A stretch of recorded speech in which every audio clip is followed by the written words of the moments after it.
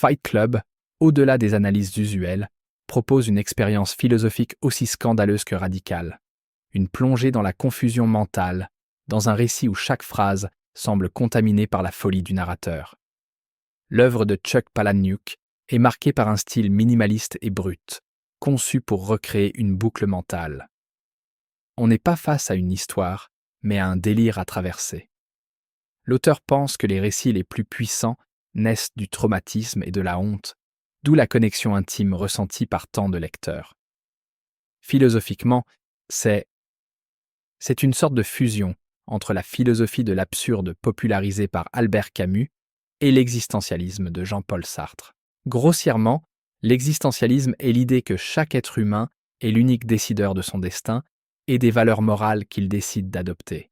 La philosophie de l'absurde, quant à elle, peut se résumer par la constatation amère que l'existence humaine n'a aucun but profond et que le désir de chacun de donner du sens à sa vie va se heurter inlassablement à l'incohérence du monde. La fusion des deux donne l'absurdisme existentialiste. Création de Palahniuk. L'absurdisme existentialiste, c'est reconnaître la folie et l'embrasser sans limite. De toute façon, nous sommes fous parce que nous avons inventé l'idée que les gens sont toujours rationnels, et puis nous l'avons oubliée, et nous pensons que c'est la réalité.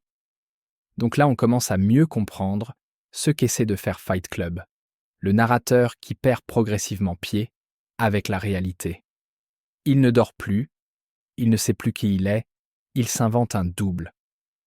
On peut appeler ça de la schizophrénie, un trouble dissociatif de l'identité, ou une fuite psychotique. Peu importe. Ce qu'il vit, c'est une rupture complète entre le réel, les autres et lui-même. Mais ce qui est intéressant, c'est que malgré cette folie, le narrateur semble atteindre un certain état de clairvoyance. Son analyse de sa propre situation, même s'il la projette sur une identité fantasmée, est froide et réaliste. Sa compréhension du monde qui l'entoure est peut-être biaisée, mais elle répond à une certaine logique. Il arrive à inspirer des centaines d'hommes, à les embarquer dans sa vision et à devenir le leader du projet qu'il va ensuite organiser et coordonner à grande échelle. Ce phénomène porte un nom, l'hyperréflexivité, l'hypothèse selon laquelle la folie pourrait dériver d'une intensification plutôt que d'un affaiblissement de la conscience. Les personnes relatent des phénomènes d'exacerbation de la pensée, de recherche de sens, d'intensification de la réflexion, au détriment de la capacité d'abandon naturel au monde. Les évidences n'existent plus. La réalité elle-même devient suspecte.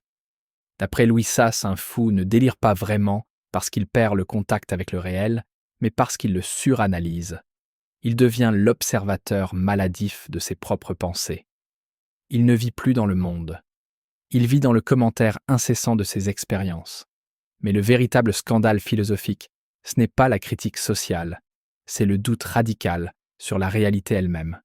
Fight Club met en scène une perte totale de repères, jusqu'à l'émergence du solipsisme, cette idée vertigineuse selon laquelle rien n'existe en dehors de soi-même. Le narrateur vit un isolement psychique où la frontière entre réel et imaginaire s'effondre. Ce doute extrême rejoint une expérience philosophique limite, la proximité entre le philosophe et le fou. Le philosophe interroge le réel, le fou ne peut plus y accéder. Cette confusion est le cœur du scandale. Si l'on pousse trop loin la raison, elle peut devenir invivable, insoutenable.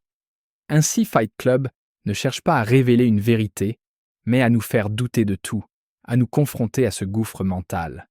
Et au fond, la seule sortie possible, c'est le choix de croire au réel, de faire confiance à la vie, aux autres, au monde partagé.